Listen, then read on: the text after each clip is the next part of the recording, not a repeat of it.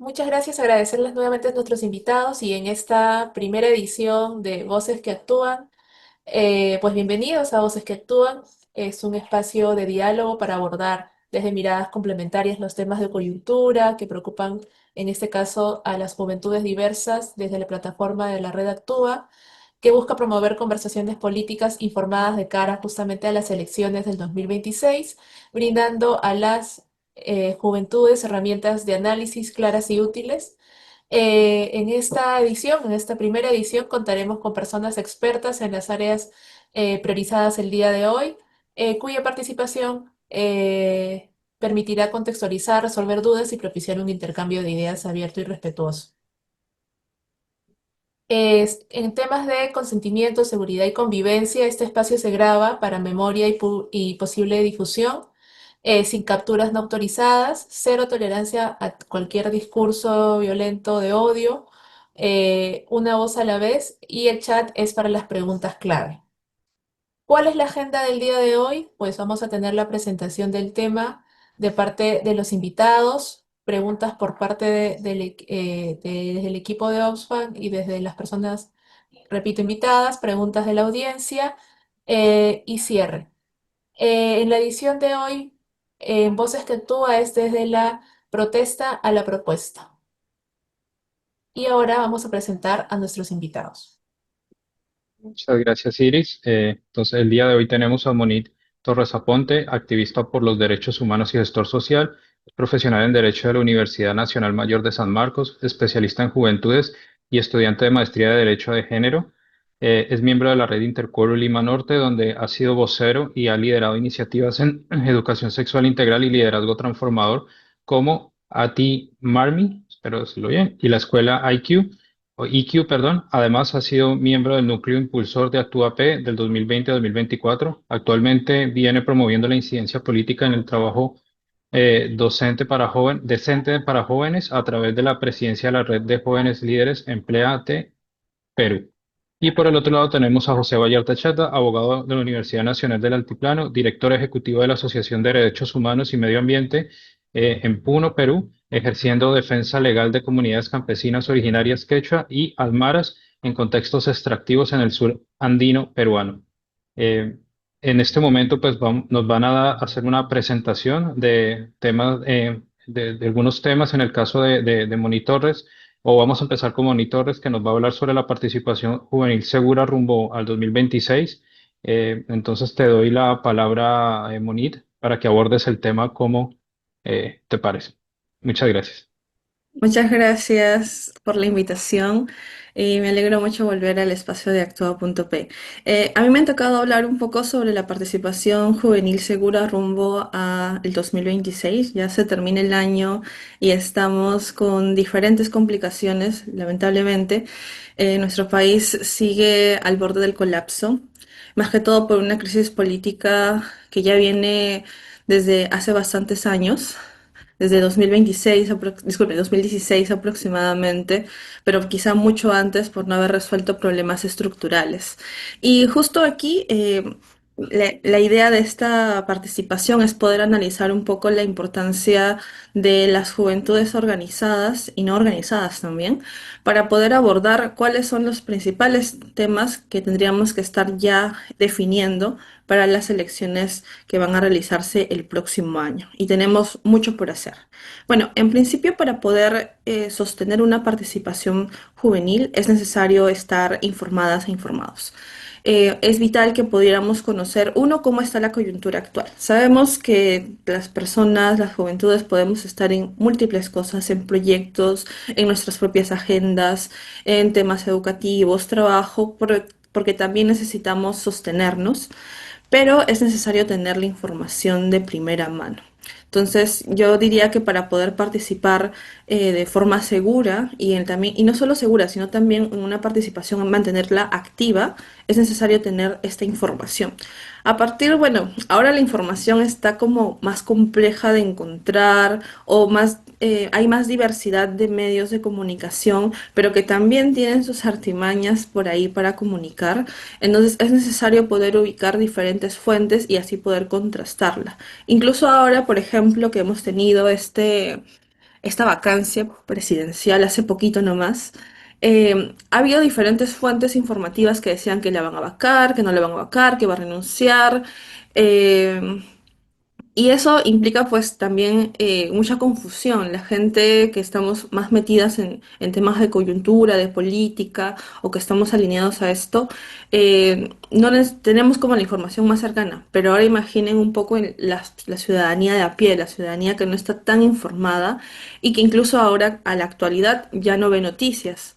Entonces, si no ves noticias, no tienes acceso a fuentes confiables o personas u organizaciones con las que te puedas, digamos, intentar sostener esta información y ver que la puedas validar. Entonces, ¿qué información hay? Entonces, aquí viene un rol muy importante de las juventudes organizadas en poder difundir la información contrastada y con fuentes de verificación. Entonces, ese es como un primer punto para poder tener una participación ciudadana activa, pero también una informada.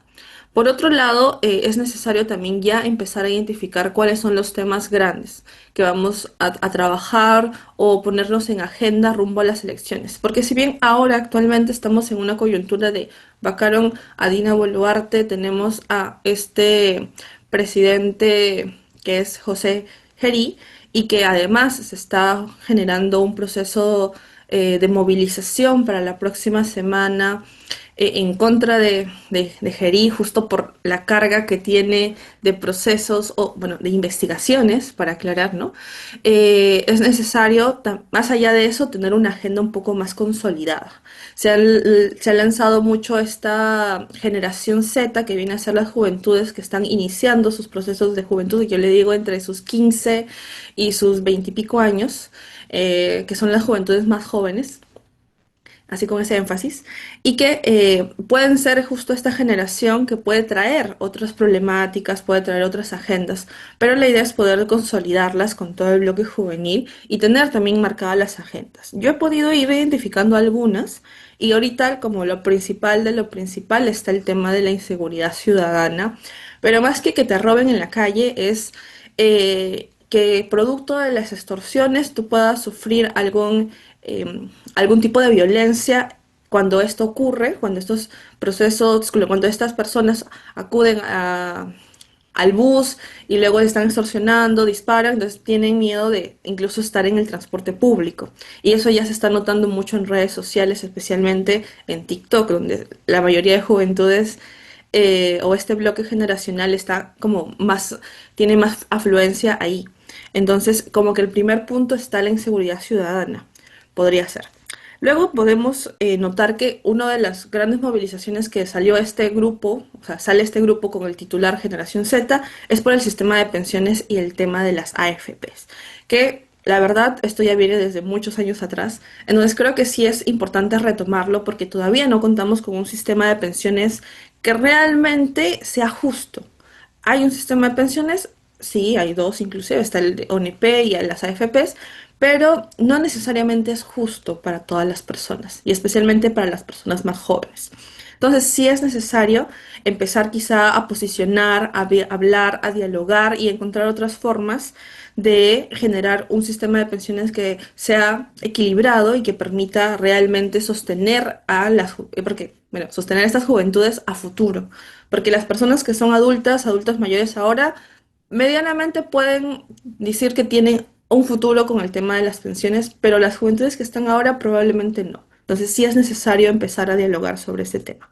Lo otro que también me gustaría comentar es necesariamente el tema de las elecciones en sí mismo, que tiene que ver con la corrupción, con la democracia, con la instauración de un régimen, qué tipo de régimen, cómo va a ser el nuevo Congreso, todo este componente relacionado a las elecciones en sí mismo y al cambio de gobierno, y bueno, cambios de gobierno, porque no solo va a haber las elecciones presidenciales, sino también van a estar las elecciones de los gobiernos regionales, gobiernos locales, los municipios, la propia Municipalidad Metropolitana de Lima, que actualmente tenemos también muchas diferencias con el actual alcalde. Entonces sí es necesario poder revisar cómo generar un proceso que también que permita realmente tener a personas que estén calificadas para los puestos de congresistas, en este caso diputados, senadores, pero también quién va a estar a la cabeza. Y ahora quizá pensar un poco más en quién estará en caso vacuen a un presidente, una presidenta, nunca lo sabremos. Entonces, las vicepresidencias ahora se vuelven incluso más relevantes en este momento cuando vemos que es tan fácil mover las fichas, mover la legislación para vacar a un presidente, en este caso último, a una presidenta. Eh, y adicionalmente también quiénes son los gobiernos regionales y locales, ¿no? Como dije nuevamente, estamos para la coyuntura más de acá, que estamos de Lima, Callao, ver cómo funciona y pensar en los proyectos a futuro que también tiene la ciudad. Y para las personas que viven en otras regiones, también, ¿no? O sea, cómo funciona. A veces mucha gente, Lima, Lima, Lima, pero también existen las regiones y que sus gobiernos regionales trabajan, no trabajan, hay corrupción, no hay corrupción, en qué se están dedicando, están robando plata, están generando actividades o todo lo demás. Hay que, hay que revisar un poco más cómo funciona y también pensar en que pues esos son gobiernos o se intentan ser gobiernos descentralizados y pensar cómo también se puede generar una influencia en la movilización de las agendas locales y regionales.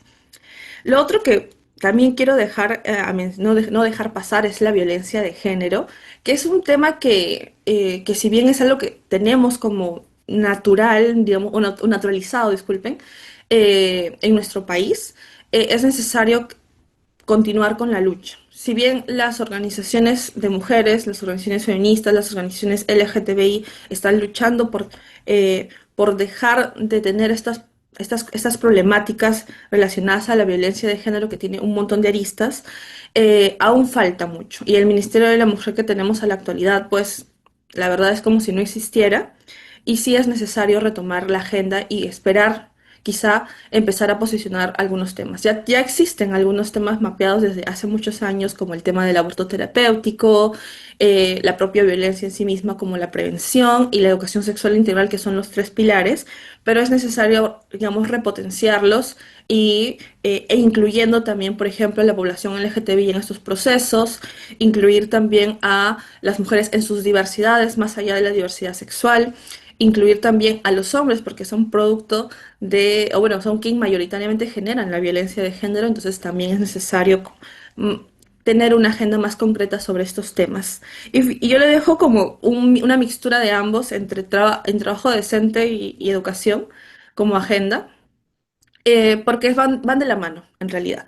Y poco se habla, y una vez hace poco, escuché que nuestro país no tiene una agenda por la educación, o no tiene colectivos, organizaciones juveniles grandes que luchen por la educación de calidad y gratuita. Entonces, es como solo los bloques universitarios, especialmente los bloques universitarios nacionales, de universidades públicas, se dedican a buscar la educación de calidad, pero solo para su universidad o muy poco como que sale la agenda y estalla como más grande. Sé que en otros países, me parece que Argentina, Chile, se han logrado posicionar y tienen muy bien organizadas esta temática a través de sus colectivos y organizaciones juveniles, pero aquí todavía no tenemos. Y lo mismo sucede con el tema de trabajo decente, que va muy, muy, muy de la mano también con el tema económico. Por eso que Actúa tiene uno de sus pilares la justicia económica. Y esto creo que sí es necesario poder repensarlo, porque trabajo, educación, pensiones van de la mano. Y si luego lo agregamos un poco a inseguridad ciudadana, que está ligado al trabajo de autoempleo, a los emprendimientos, a la persona que trabaja informalmente inclusive, eh, está como, hay una conexión. Y creo que es necesario empezar a tomar este punto dentro de las agendas juveniles. Y ya con esto voy cerrando, me parece es que el rol de Actúa y justo este espacio y más allá de la propia comunidad que se cree a través de sus activistas, sirve realmente para poder unirnos como un bloque. Ahora somos más, he visto que somos mucho más, y creo que es necesario ahí empezar a consolidar las agendas que ya se han tenido hace muchos años. son justicia de género, justicia ambiental y climática y justicia económica. Y a veces se ha dejado de lado mucho la justicia económica, quizá por otros temas, pero es necesario retomarla y posicionar los temas que acabo de mencionar, quizá revisar dónde van o darle mayor profundidad y empezar a trabajar de forma unificada. Hay gente que ya estamos como saliendo de la juventud, pero hay jóvenes que recién están empezando a ser activistas. Entonces creo que es un momento crucial ahora y el rol de Actúa sirve para poder generar esa articulación, generar movilización, pero no movilización solo para salir y a marchar y ya, sino una movilización que sea organizada, que genere colectividad y que finalmente pueda sostenerse en el tiempo y seguir luchando por todas estas justicias que se esperan, por la justicia social en general, y que pues logramos finalmente un cambio en nuestro país. Muchas gracias. Muchas gracias, Monir, y excelente exposición de todo lo que son las preocupaciones juveniles. Y frente a este tema, frente a estas preocupaciones de la agenda juvenil que Monir nos presenta, empezamos a ver que las juventudes se están empezando a movilizar, ¿no? Están empezando, la generación Z ya tuvo una primera gran marcha y se espera que el 15 de octubre haya una gran segunda marcha. Y en el marco de eso, pues tenemos que empezar a hablar de seguridad en la protesta de seguridad en miras a todo lo que se viene de aquí a las elecciones, que esperamos que los movimientos sociales sigan movilizándose cada vez más. Y sobre este tema, el abogado José Vallardo pues, nos puede hablar un poco más sobre esta seguridad en las protestas y su mirada frente a toda la coyuntura que está pasando en estos días. Así que, José, te entrego la palabra y te agradezco mucho por tu participación. Muchas gracias. Sí, aprovechando el tiempo que me ofrecen, de verdad muy agradecido por esta oportunidad. Y es cierto, ¿no? Con todo lo último que ha pasado este fin de semana, estos últimos días, me doy cuenta de que felizmente Lima ha vuelto a reaccionar. Y es algo que lo digo en otros espacios. Puno siempre tuvo la razón. El sur andino siempre tuvo la razón. Tuvo la razón en el sentido de salir 2022, 2023, en decir de que esta señora no tenía ningún tipo de legitimidad, por más de que haya estado ahí sostenida, ¿no? Ahí a través de sus hilos, no tenía ninguna legitimidad respecto a la población. Y bueno, y lo hemos visto, ¿no? Rechazando presencias inaceptables, como la del señor Batters aquí en Juliaca, y en el momento de decirle no, ese tipo de comentarios deleznables, ¿no? Sigue calando en la memoria y es algo que nosotros practicamos bastante aquí, memoria. Y es algo que deberían tener a nivel nacional. Y respecto a eso, espero que se continúe reaccionando, porque la calle también ya parecía que nos la habían arrebatado, parecía que ya el sector de la derecha, incluso la ultraderecha, los más conservacionistas, conservadores, perdón, lo habían tomado. Pero hemos actuado y hemos visto como en los medios de comunicación toda la población encabezada ahora por los jóvenes es un gran síntoma, ¿no? Y aquellos años, ¿no? 22, 23, estaba encabezada por las mujeres, mujeres indígenas, mujeres originarias, aymaras, quechuas del surandino han estado a la cabeza, ¿no? Y en este contexto, jóvenes que nos escuchan y que nos ven, sabemos qué tipo de autoridades tenemos al frente, ¿no? Veía en Cusco y escuchaba una opinión por ahí, ¿no? En los streamers, ¿no? ¿Cuándo has visto un escudo protegiéndote a ti? Un escudo policial, tú estando del otro lado, ¿no? Eso nunca nos ha pasado.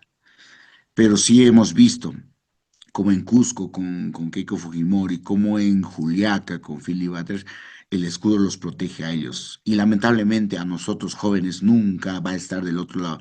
Siempre vamos a ver ahí el eslogan policía, agrediéndonos, ofendiéndonos a nosotros, ¿no? Y siempre lo principal que aconsejamos, la documentación. Sabemos que lo primero que nos van a buscar es control de identidad, donde sea. Así nos agarren en la calle, así no hagamos nada, nos van a pedir un control de identidad, que lamentablemente el Código Procesal Constitucional lo han modificado en ese sentido. Le han dado mayor poder al efectivo policial para que nos pueda hacer un acoso ahí, sin mayor motivo de causa. Porque podemos decirle, según el Código Procesal, esta modificatoria, por cuál es el motivo por el cual usted me está pidiendo mi DNI. No nos puede pedir por cualquier motivo, pero ya sabemos cuál es la actitud de los suboficiales de la policía pero para evitar cualquier inconveniente, siempre portar los documentos. Eso es clave, para evitar o para saltear cualquier inconveniente que nos quieran detener, ¿no? Y por supuesto, acompañada de eso, siempre la recomendación, aliados. En cualquier momento, manejar aliados y sobre todo la prensa. Ahí, qué clave es la prensa alternativa que ha podido documentar en cualquier espacio. Todos somos prensa. Hay profesionales de la prensa, obviamente periodistas, pero con el aparato del celular, todo el mundo puede puede reportear. ¿Y cuántas veces eso ha ayudado para develar casos de violaciones, de excesos, de abusos de la fuerza? Esa utilización que hacemos de la imagen, del audio, de lo audiovisual para denunciar, esto es clave. Yo le decía, apoyo de la prensa, sí, pero ahora en este contexto de que todos tenemos un celular, todos ya somos prensa y nos ayudamos entre todos para registrar algo y para poder denunciarlo, ¿no? Entonces, esos aliados en los medios de comunicación siempre es fundamental, ¿no? Las instituciones aliadas, ¿no? Sabemos que hay todavía instituciones que están de nuestro lado y que en cada salida, en que cada marcha, hay comités, ¿no? He visto, hay una organización ahí donde hay abogados, principalmente de la Coordinadora Nacional de Derechos Humanos, ¿no? Creo que esta institución nos agrupa y hay una parte donde están puros abogados y que nos desplazamos y estamos ahí pendientes de lo que pueda suceder. Entonces, el estar pendiente de cuál es la institución aliada, el conocerla y mejor y ser parte de ese espacio es también clave para saber quién está resguardando mis espaldas. Porque ante cualquier detención y que podamos presentar nuestro DNI y que podamos grabar, vamos a necesitar siempre un cuidado técnico legal.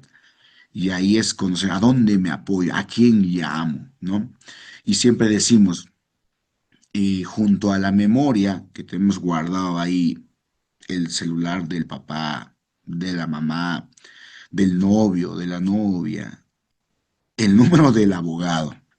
Tiene que ser parte de, si estás en un ánimo activista, lamentablemente a tu intimidad, a tu memoria tiene que entrar el número de un abogado, abogada aliada, junto al número de papá, de mamá que está memorizado, del novio, de la novia, del hermano, de la hermana, el número del abogado. Porque sabemos las consideraciones, sabemos las implicancias que tenemos cuando asumimos un papel de activista, un papel de levantamiento social, de levantamiento político. Eso es muy clave, ¿no? Entonces, tenemos que memorizarlo, bueno, en el celular bien guardado, ¿a quién, no? ¿A quién dar? Y hablando de celular, eso siempre me consulta, ¿no? Cuando me detienen, yo debo desactivar mi celular. Tengo que darle al policía porque me dice, desactiva tu celular. Yo quiero ver con quién te has comunicado un poco, ¿no? Para abrir la investigación policial. Eso no es dable. Eso es mi celular es parte de la intimidad.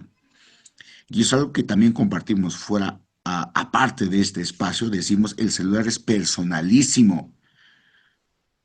En la pareja hay confianza, se le da. pero es personalísimo. Si tú no quieres dar, la otra persona no tiene por qué molestarse. Y si abrimos el espacio a un contexto como el de las protestas, menos aún. No se puede decir si el suboficial de la policía te dice desbloquear, no, tenemos el derecho de decir no, eso es parte de mi intimidad. Yo no le puedo dar espacio para que revise mi celular. No tenemos la obligación de decir aquí está desbloqueado, tú revisa mis conversaciones. No, tenemos todo el derecho de decir no, ¿no? De negarnos a esa parte, ¿no? Y otra cosa, lo que estamos haciendo ahora, la capacitación, capacitación permanente. Si estamos en esta línea de defensa, de alineamiento con los derechos humanos, estamos en un frente, este tipo de espacios no puede sernos ajenos. Al contrario, tiene que llamarnos, tiene que convocarnos, tenemos que estar pendientes. ¿Qué tipo de capacitaciones va a haber? Me alineo ahí. Actúa, está llamándome a una capacidad. Yo estoy ahí.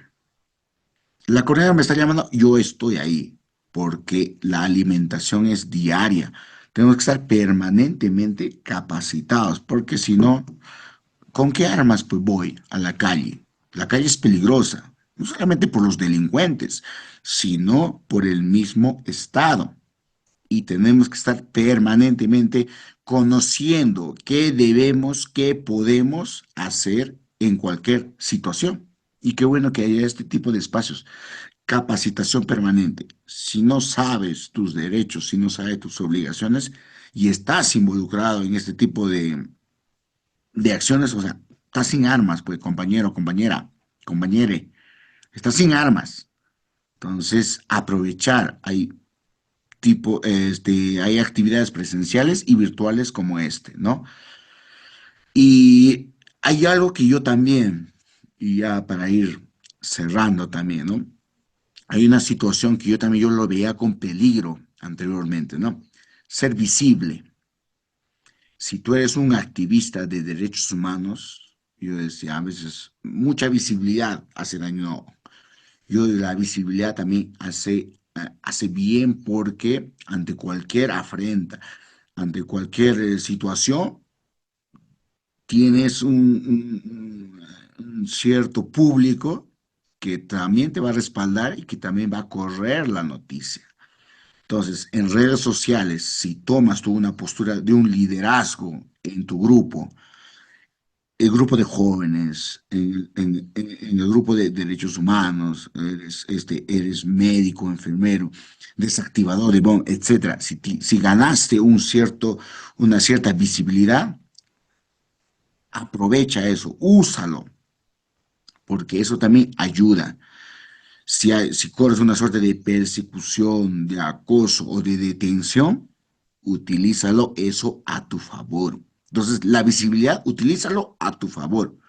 Si corres cualquier tipo de acoso o detención, utiliza tus redes para correr la voz y, por supuesto, para defenderte, para utilizarlo, ¿no? Entonces, eh, estas situaciones básicas, claves, creo que lo debemos tener. Porque yo te puedo decir, ¿no? Este joven, nadie te puede detener si no tiene una causa justa. Lamentablemente el policía lo va a hacer eso. Entonces, en la práctica no se va a cumplir. Tú tienes, te pueden detener hasta 48 horas. Ese es tu derecho. Pero muchas veces eso tampoco se cumple. Lo puedes tener en mente. 48 horas. Estás contando ahí los minutos. Ya, se cumplió. Muchas veces no vas a salir. Tú puedes tener, de hecho, a que se levante el acta con tus cosas. Sí, y lo puedes, exígelo. Pero tengamos en cuenta que la realidad es otra. Tus cosas te lo pueden revisar y se levanta un acta en tu delante de tus posesiones que tienes, de tus cosas, de tu mochila. Y si es que no estás contento, no firmes. Pero he visto que te hacen firmar incluso a la fuerza. Se supone que no debes declarar si es que tu abogado no está. Ese es otro derecho que también te corresponde. No puedes declarar. Pero a veces la violencia que, que ejerce la policía puede incluso ¿no? coactar, coaccionar tu voluntad y tú manifestarte. Pero en el papel, digamos, nadie te puede obligar a declarar si es que no está tu abogado. Por eso, primero te dije, ¿no? Junto con el nombre, con el número de tu padre, de tu madre, de tu novia, de tu novio, el número de tu abogado para que me llame. Y al toque llame. Pero te vamos a poner un abogado de oficio, no, señor. Yo tengo a mi abogado, yo tengo a mi abogada a quien sí le puedo confiar. Pues por eso en la memoria. O ahí guardadito ahí, ¿no? Por si es que se te pierde, porque a veces, muchas veces, le meten la mano al joven, a la joven, se desapareció el celular y ya no hay. Entonces, detenciones, saber por qué te están deteniendo, estamos hablando de lo ideal. Sabemos que muchas veces se contradice. Te deben explicar por qué te han detenido, tienes derecho a tu abogado, tienes derecho a llamar a tu abogado. Si te revisan tus cosas, tienes derecho a que leas el acta, qué cosas contenían tus posesiones. Si es que no estás contento, también que no puedes firmar. Si puedes guardar silencio, te puedes estar en silencio solito o con su abogado, ¿no? Obviamente te van a obligar a que aceptes, ellos mismos te van a grabar. Tú estabas ahí, tú estabas en la marcha, tú tenías una bomba, estabas agarrando, te pueden sembrar y ahí te están grabando. Entonces tú tienes derecho a callarte y sobre todo a no inculparte ni a inculpar a otro. Es decir, él estaba o yo estaba. Tú no tienes ese derecho a decir que no, ¿no? Y por supuesto, a solicitar una constancia de un médico legista, ¿no? De cómo te han encontrado en el momento de tu detención, que muchas veces sí es cierto, no se cumple porque no hay un médico legista a la mano, pero son parte de tus derechos, pero trato de contrastar, ¿no? Lo que debería ser con lo que es. Entonces, ahí también mucho cuidado, ¿no? Y sobre todo, ¿no? La práctica nos ha enseñado de que hay que no resistirse, presentarse, documentar, por supuesto, tu documento, ¿no? Identificarte, perdón, identificarte con tu documento y esperar y llamar a tu abogado. Y mientras no llegue tu abogado, guardar silencio, ¿no?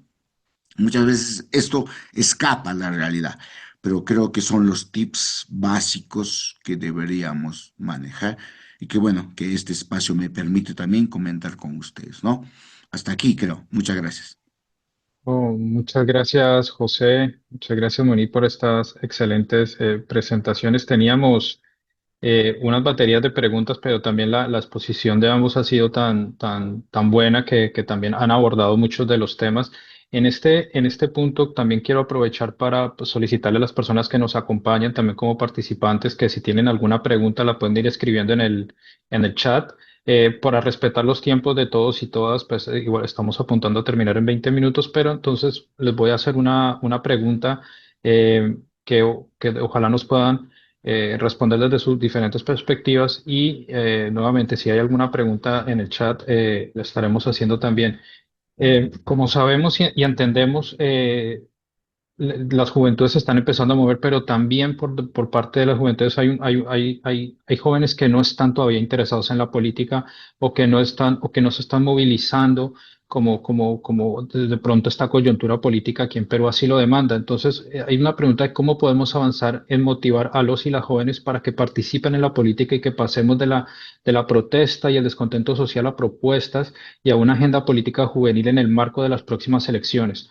¿Cómo hacemos para motivar a los y las jóvenes? Y me gustaría de pronto que los dos nos tocaran un poco en este tema. Si quieres empezar, Moni, te lo agradezco. Adelante. Muchas gracias. Sí, uy, justo la pregunta más difícil, que es la que ya nos habían compartido antes y siempre se suele mencionar. Y yo creo que algo que por lo menos a mí me pasó y a muchas personas también les ha pasado, es que tenemos que salir o intentar motivar a las juventudes desde la rabia, la frustración que están sintiendo. Porque, por ejemplo, especialmente con las personas que viven en constantes desigualdades o tienen diferentes barreras estructurales que no les permiten acceder a algunas oportunidades. Y obviamente aquí también el tema de la división económica, de que quién tiene más, quién tiene menos, de estos términos de clase media, clase baja, de si eres pobre, no eres pobre. Creo que incluso va un poquito más allá. Siempre va a haber, de alguna u otra manera, digamos, una barrera estructural o una desigualdad que te va a llegar a ti, especialmente en la ciudadanía de a pie, porque no vamos a hablar de la gente que está altamente privilegiada y que, pues, obviamente sus privilegios de verdad sí nublan su empatía. Pero pensemos un poco en las personas que están, digamos, la ciudadanía de a pie. Y creo que es necesario motivarles a partir de esta frustración y la rabia. Mira que hay. Por ejemplo, el tema de la inseguridad ciudadana nos toca a todas las personas. El tema, por ejemplo, de los servicios básicos, la educación de calidad, pues, hablaba mucho de tocar temas que no se hablan. Por ejemplo, decía, ¿no? El tema de trabajo y educación casi nunca se aborda como debería abordarse, pero es algo que le toca a casi todas las personas. Trabajar, estudiar es algo que está en el día a día. Entonces, creo que por ahí se puede tomar esa frustración. Por otro lado, podremos también empezar a hacer estos cambios de narrativa, no solo o sea, pensar de que la protesta, o sea, seguir incentivando que la protesta en sí misma no es algo que genere problemas, sino que es lo que va a intentar hacer cambiar estos problemas. Y que también la protesta no necesariamente va a cambiar algo estructural, pero sí va a dar paso a que las autoridades políticas muevan o se muevan en pro de la población y puedan cambiar sus decisiones. Y justo las narrativas de cómo trasladamos esa información para que la gente entienda que lo que estamos haciendo no es algo malo, sino es algo que busca un cambio. Entonces va a tener que trabajarlo. Y justo también, quizá alineando a esto, es que eh, algo que yo siempre, bueno, cuando estaba haciendo muchos talleres de derechos humanos, les preguntaba a las personas, ¿tú cuál de todos tus derechos han sido afectados hasta este momento? Que es una pregunta que tendríamos que plantearnos. Y ahí nuevamente van a nacer otra línea, otra gama quizá de derechos que quizá no conocen, porque la gente muchas veces no conoce sus derechos y creo que es necesario hacer este acompañamiento también de difusión de derechos. Es decir, no solo estamos hablando de la seguridad, que tiene que ver con la vida, con la salud, la integridad, estamos hablando de educación, que es un derecho básico, estamos hablando también de salud, estamos hablando de trabajo, estamos hablando de la propia vida en sí misma, en todos, de la dignidad, que es lo que incluso dicta la Constitución y usar justo estos mecanismos, disculpen, estas artimañas de lo que ya existe. Por ejemplo, las ultraderechas, los ultraconservadurismos, que dicen a veces cosas, pero se acogen, por ejemplo, de la Constitución. Muchas veces acá en nuestro país, o se cogen de algunos términos, como lo de los pro vida, y que en realidad no son pro vida, ¿no?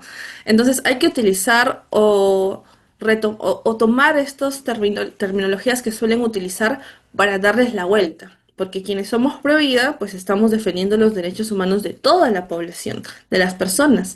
En cambio, los pro vida solo hablan de eso, pero realmente no defienden sus derechos de las personas. Entonces, hay que cambiar justo las narrativas. Yo creo que esta es una forma de que, digamos, para mí, siento que es la única que podríamos avanzar y obviamente hablar de política constantemente, pero sin aburrirnos. Quizá hace poco había visto también, yo sigo, yo no soy de la generación que está atento al 100% en redes, en TikTok, pero sí me gusta ver cómo funciona esta red social y cómo la gente se comunica y cómo ve las noticias, cómo ve lo que pasa. Entonces, hay que también tratar de usar un lenguaje diferente. La forma de comunicación ya no es la misma, ya no vamos a estar poniendo posts en Facebook, por ejemplo. Esa generación no tiene Facebook.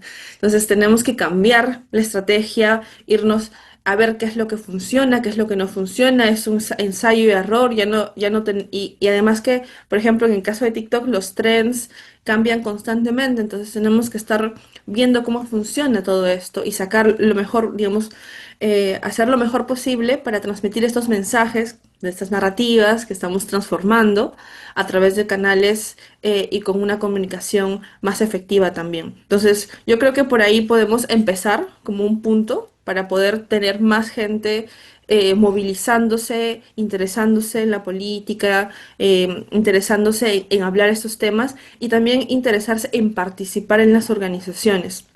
Y ahí también comento, quizá lo que, que mencionó José, es que es necesario que sigamos fortaleciéndonos, crear espacios de formación con temas de interés, con temas actualizados, con información actualizada, con metodologías innovadoras también para aprender, nuevamente retomar la presencialidad, los espacios virtuales, a pesar de este, ¿no? Pero la presencialidad a nivel de barrio, a nivel de comunidad, porque ya, por ejemplo, acá nada más en Lima, yo sigo quejándome, yo vivo en un distrito periférico, e ir hasta el centro de Lima, por ejemplo, es terrible, son 3 horas de viaje, casi un viaje interprovincial. Entonces es necesario generar conexiones más barriales, más de comunidad, más cerca, también para poder fortalecernos. O sea, no importa si somos 10 personas en un pequeño taller, pero es un taller de calidad, que es algo que yo siempre he dicho también en mis actividades en mi organización. Que no importa si somos 5 inclusive, pero si 5 estamos conscientes, 5 estamos ahí, estamos trabajando, entendemos y hacemos cosas, vamos bien. Pronto haremos más, pronto conseguiremos más gente y seguiremos avanzando. Y ahora pues me da alegría saber, por lo menos les cuento que en Interquorum empezamos con poca gente hace unos años con la escuela IQ, que es una experiencia que tuvimos. Fueron 20 personas al inicio, luego fueron 10, luego fueron 12, y ahora pues nuestra organización se está fortaleciendo y está teniendo más acogida a pesar de las dificultades que hemos tenido. Entonces creo que los espacios formativos también sirven para poder generar colectividad. Entonces, hasta ahí dejo la pregunta y disculpen porque es un poco larga la respuesta. Te agradezco mucho Mari, por la respuesta. Tenemos una pregunta de la audiencia y voy a tratar de formularla como está escrita y de pronto eh, para que se la puedo dejar a José. Nos dice así la pregunta: ¿qué lugar ocupará las organizaciones científicas en las protestas y en la construcción del país tras la crisis política? ¿Cómo incidir? Organizaciones que abordan como los temas de ciencia. No sé, José, si tienes alguna respuesta sobre esta pregunta. Sí, yo más estaba preparando mi respuesta para tu pregunta anterior. Pero discúlpame, sí, es que pues, Nunca estamos un había poco... sabido de organizaciones científicas, eso me llama la atención y creo que incluso mi hermano va por esa línea, ¿no? Porque él es físico matemático y yo creo que el lugar que van a tener cualquier organización de jóvenes es fundamental, o sea, en la política actual, hablar de política porque eso les duele. Dice, no, todo lo estás politizando, es una mala palabra. Yo digo al contrario, si es que ellos lo consideran malo, para nosotros es bueno. Entonces, cualquier tipo de organización, lo principal es formación política, Y eso, ¿y cómo compartimos eso? Los que somos, ya, bueno, yo ya estoy abandonando la juventud, pero creo que el ejemplo, yo veo a varios pasantes que vienen a la institución, yo creo que dejarles un ejemplo de decir, tener un criterio, un pensamiento, un actuar político, eso cala. Obviamente no en todos, porque también hay, en cada elección te subes al bus y hay jóvenes que dicen, ¿qué? ¿Por quién vas a votar? No, yo voy a escribir así digo la palabrita, ¿no? Voy a dibujar algo ahí obsceno, ¿no? Y me quedo con eso. Pero sí hay jóvenes que sí se toman en serio la realidad y yo pienso que poco a poco se está revirtiéndose eso, estamos cambiando ahí. Entonces, una organización juvenil, una organización ambiental, una organización científica, ¿qué lugar ocupa? el lugar que se va haciéndose a partir de su pensamiento político, crítico, analítico de la sociedad de donde vive. Y es algo que criticamos nosotros desde el sur andino. ¿Qué pasa con los compañeros de Lima que viven en su burbuja? ¿No han ido más allá de de su distrito, de su región? Porque ellos creo que ni lo consideran región de Lima, ¿no? Nunca he escuchado a alguien hablar, ¿no? Y nos dicen a nosotros provincia, pero los chalacos es una provincia, ¿no? También son provincianos.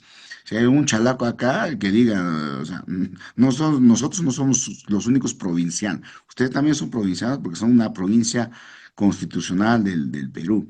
Pero esa burbuja te hace decir, ¿no? Los otros, los que viven allá, fuera de de la metrópoli. Entonces, ir saliendo, ir posicionándonos políticamente, ir conociendo otras latitudes, otras realidades. Creo que nos va haciendo espacio y nos va consolidando como ciudadanía, ¿no?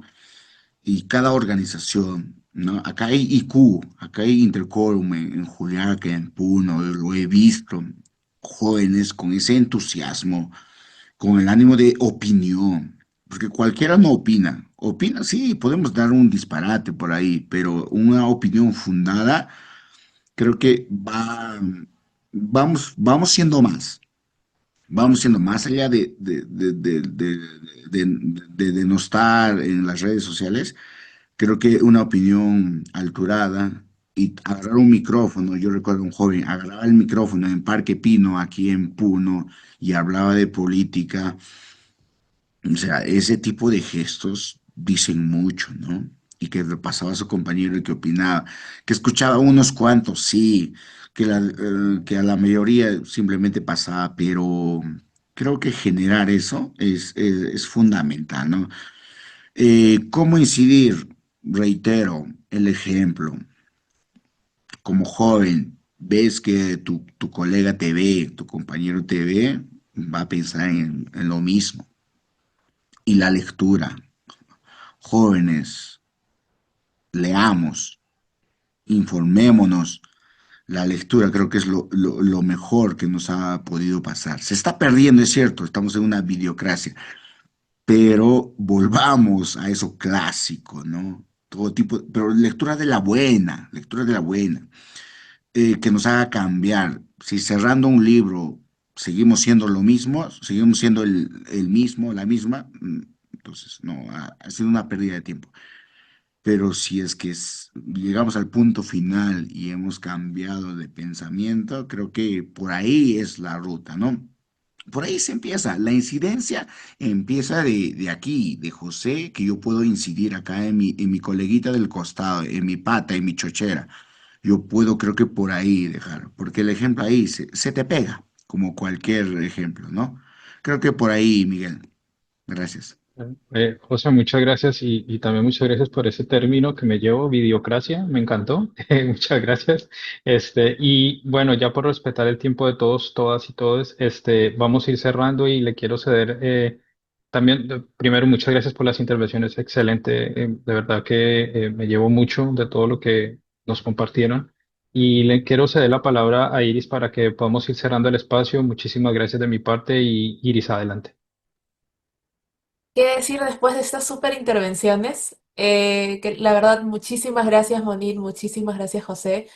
Creo que lo que han colocado así es clave, es vigente y es súper útil para no solo conocedoras, conocedores, sino también quizás quienes recién estén empezando el tema del activismo, el interés, ¿no? Entonces creo que como bien ustedes han colocado, el de capacitarnos permanentemente, que es el aprendizaje que siempre uno nunca acaba de hacerlo, en colectividad, la legitimidad, salir de la burbuja, empatizar, tejer de donde estés, en la trinchera que estés, ya sea las artes, las ciencias, lo profesional, lo técnico, lo popular, creo que es importante siempre tejer y fortalecer la mirada política, ¿no?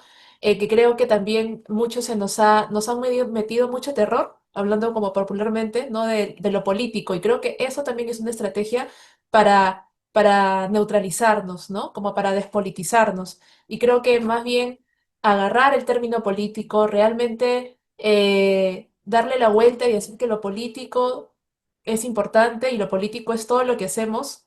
Creo que también le da una remirada, una nueva mirada a la lucha también, ¿no? Sobre todo con las juventudes, las adolescencias y las nuevas generaciones que ahorita están también en pie de lucha, pero las que vendrán también. Todo es político. Y la incidencia, creo que la incidencia, como bien lo coloca José, comienza desde uno mismo. Y creo que remirar esas estrategias comunitarias populares, Monique, como tú decías, en los barrios, desde la vecindad, desde lo comunitario es también clave, ¿no? A veces también aspiramos, no, incidir de repente es muy desafiante, necesitamos muchos recursos, no. Quizás hagámoslo con nuestros propios vecinos, nuestras propias vecinas, dialoguemos, ¿no? Dialoguemos, creo que también esos espacios de diálogo se han perdido. Eh, y se nos han arrebatado por la precarización, por la pobreza, por la violencia, por la discriminación. Pero creo que hay que recuperarlo otra vez, ¿no? Dialogar sobre esto en los espacios que tengamos es también incidir. Y ahí estaremos tejiendo realmente una lucha colectiva que creo que es importante como en esta nueva reestructuración de Estado, de democracia, ¿no? En estos nuevos rumbos, esperando que lo que venga sea mejor, pero creo que está en manos de todos, todas y todes, ¿no? De todas las personas y los colectivos y organizaciones que están en este frente, creo que están en las manos de ellos, ellas, de nosotros al mismo tiempo para hacer algún cambio, ¿no? Y creo que eso, la historia nos ha dado como grandes ejemplos de que los cambios vienen desde el pueblo, desde las movilizaciones y desde la gente. Eh, bueno, muchas gracias también a quienes han estado el día de hoy. Gracias a Lilian, a Jocelyn, a Ana Clau. Repito mis agradecimientos a Monir y a José. No es la primera vez, espero que por favor otra vez nos acepten la invitación a otros espacios y estaremos también compartiendo este espacio digital. Esperemos también hacerlo como un poco más cortito también en algunos momentos para que pueda ser súper útil. Muchas de las cosas que han colocado ustedes, José como Monique, que han sido súper valiosas. Nada, sin decir más, gracias Santo, gracias Miguel por todo el día de hoy también, la facilitación, la moderación y el tema de los tiempos y organización. Y nada, seguimos.